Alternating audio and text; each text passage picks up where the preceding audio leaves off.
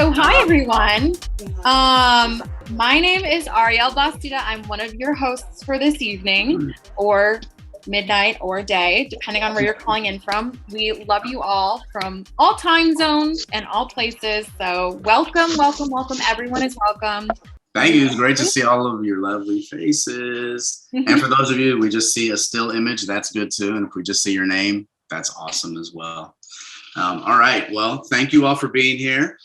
Today's meetup, Education Vacation, a lesson plan on healing. So we're going to get ready to jump into this. But first, I want to preempt this with saying a few things. So in our lifetime, since the creation of compulsory education, there have been struggles over what schools should be teaching, who can attend the schools, and who makes the decisions for schools, right? And all over the globe, marginalized peoples have been cut off from accessing education. Schools teach colonial narratives of history. Patriarchy has dominated discipline in schools, and young women's access to knowledge has become marginalized. Bullying has been shrugged off too often as, just kids being kids. Young people experience assaults, and our campuses sometimes become spaces, unfortunately, like we've seen recently in recent times, where mass shootings can take place and we lose lives, right? But with the burden of navigating all of those issues in education, we've still witnessed things like teachers' unions fighting for their students and for more just working conditions, right? We've seen parent groups more than ever organizing together to challenge political power. They might be trying to privatize public spaces like public schools. And then we've also seen students channeling their energy for years also, but we see it more and more now with social media access, fighting for the schools that they deserve, right?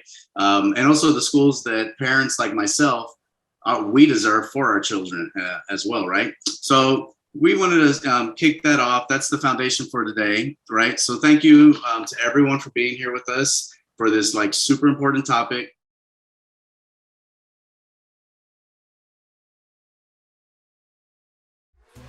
I went to a particularly diverse elementary school and middle school, I will say, because it was K through 8. But what I noticed was that because there were different tier levels with different sort of tiers of speed of education, I was in the top tier. So when I was broken into my tier that I would always be with, I was one of 2 people of color, and so I always felt like no one looked like me, because the people that I was surrounded with always were not people who looked like me. That was sort of a similar experience when I got to college, less so in high school, because I went to high school in the South Loop of Chicago, so that was more diverse for sure, but that was definitely my experience in college. I'm going to shout out Miss for the third one, named one adult, Miss Grishko.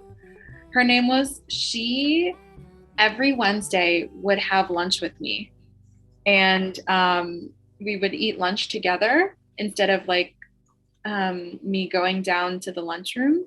And she would talk me through sort of my life, because I was having a really hard time with coming from an abusive household, and so she spent every Wednesday with me talking to me about it. And looking back, that was definitely her going above and beyond. In high school, we actually had a class called financial algebra, which is where we learned, you could elect to take it. So I did, but we learned all about what, credit unions were and credit cards and how to balance credit card debt. And so that was a really great class that is applicable in my life today, had I paid attention in it. This is kind of, I think, a really great example of sort of the differences of generations, but I really wish there was a home econ class or a home ec class. Yeah. Because I never was taught how to cook or how to clean or how to do anything. And because I was at school all the time, those were things that I had to learn on my own as an adult, which is kind of embarrassing when you're with a bunch of other kids who know what they're doing. For my first 7 or 8 years of school, we moved around so much. I was basically at a new school every school year. And that has to do with, income level for my mom, inability to get anywhere in this world. We were just constantly moving around. So it was tough to ever be grounded in one space, to be able to solidify some relationships, with individuals and the community and the campus, and then be able to like learn, you know, because it's hard to learn when you're bumping around all the time. It's a challenge.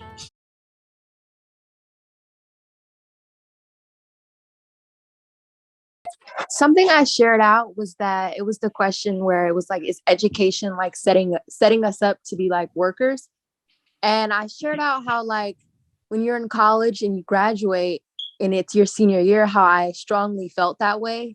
Like I really do. Like I was like, what's next? Like what is going to be next? And I was in my head like, dang, like, is this life to work every day and just pay bills? And like, is that it? Like, so yeah, that's how I've been feeling. I am so frustrated with the system just watching how people go in and come out. Well, what I would like to see people graduating with is a business plan. And that whole education, the whole system should be about people understanding their own strengths and even their limitations.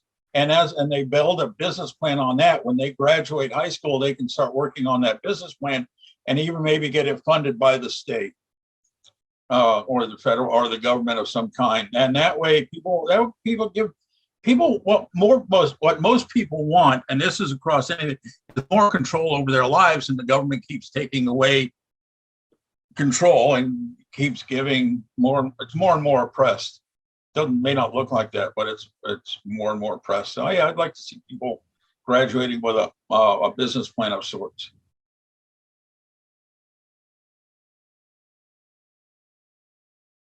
But that definitely really resonated with me specifically.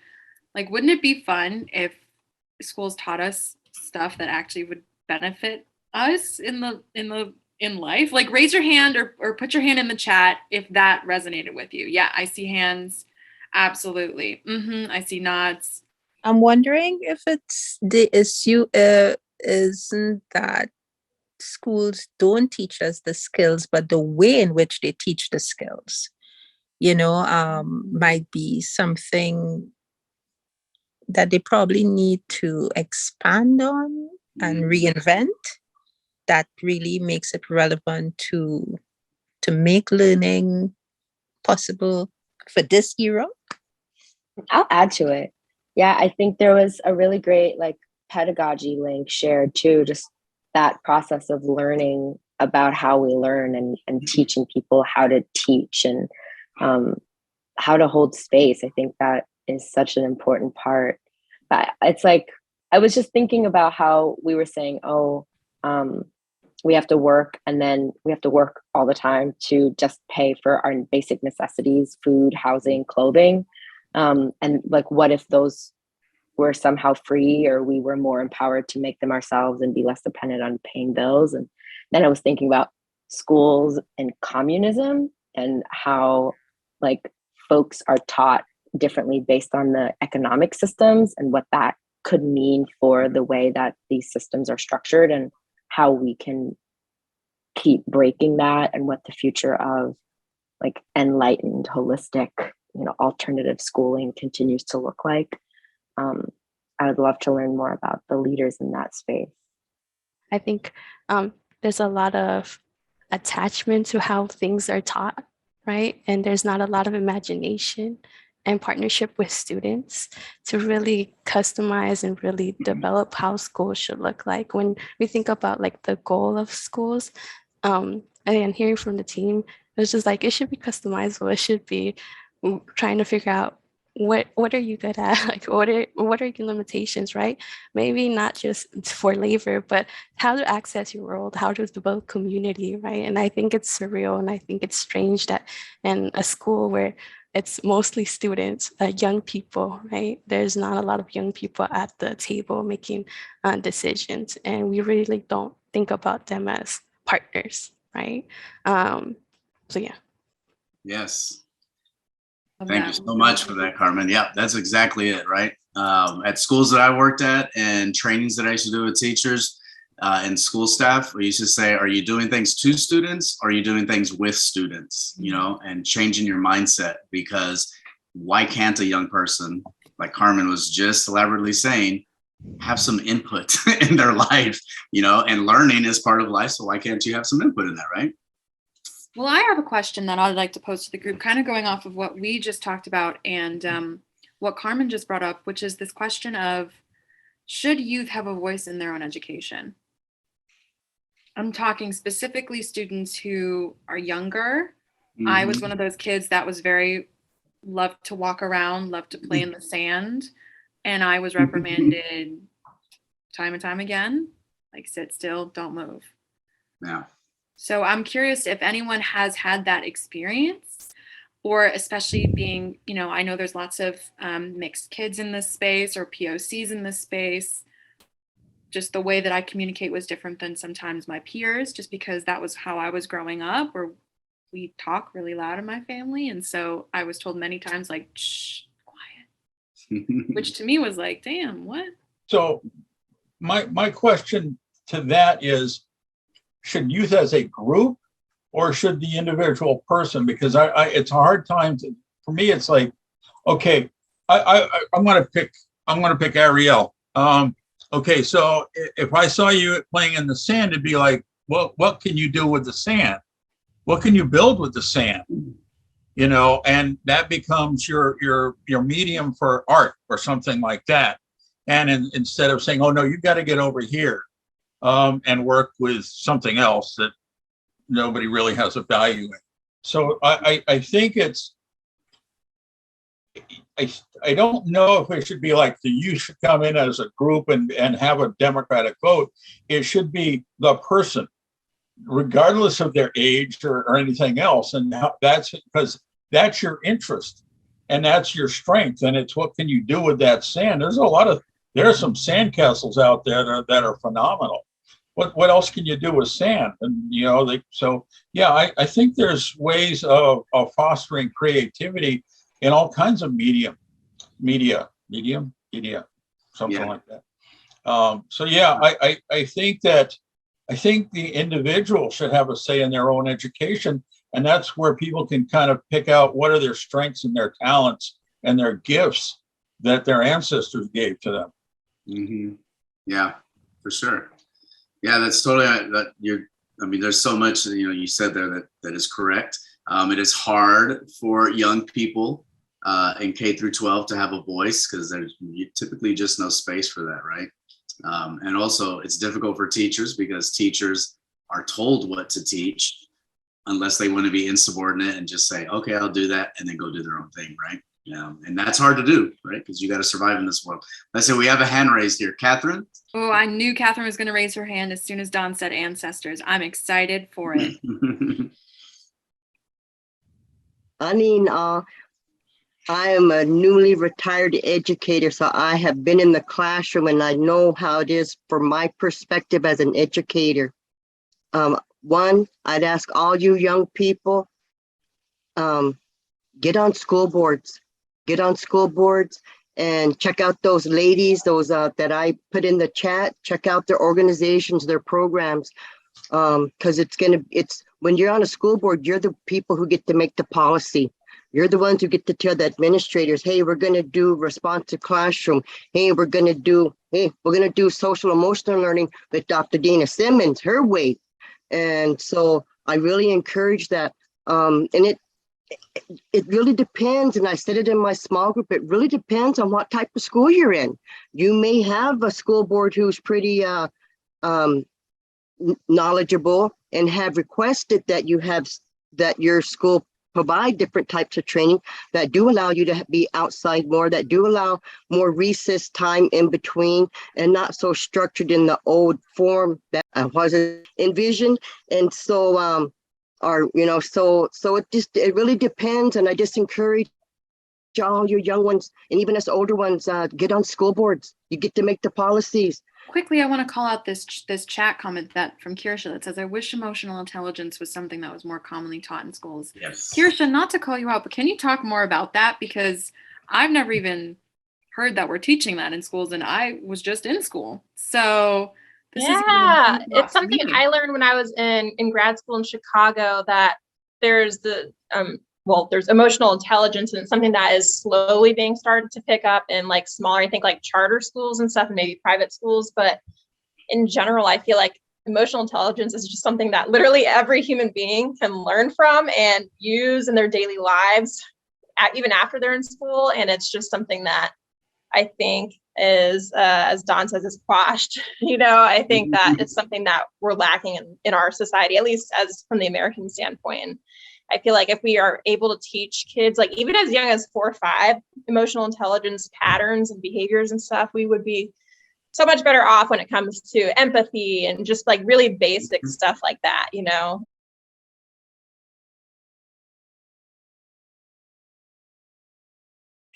There's a couple things I wanted to say. And one of the things that just keeps coming up for me is the public education system never has much variety as far as choice within it.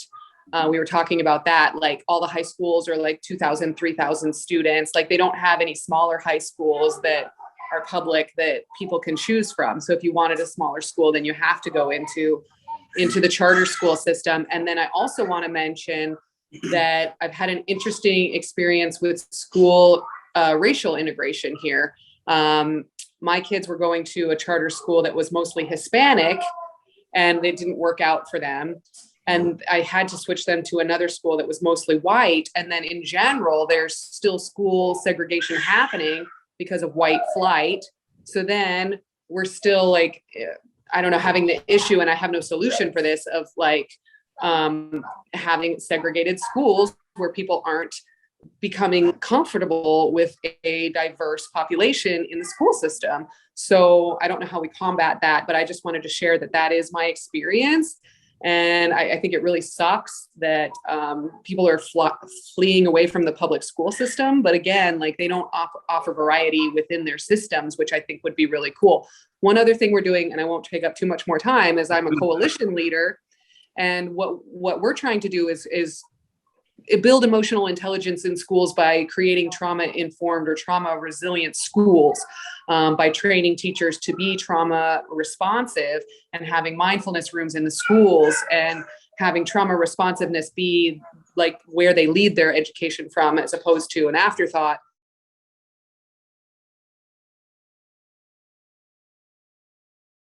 There's like so much that needs to be fixed. I think this is like one of the bigger questions of like when every single part of a system needs to be fixed, like where do you actually start? Because I could say, let's start from the top down, or like, let's start from the middle down, but then we want to look at the kids.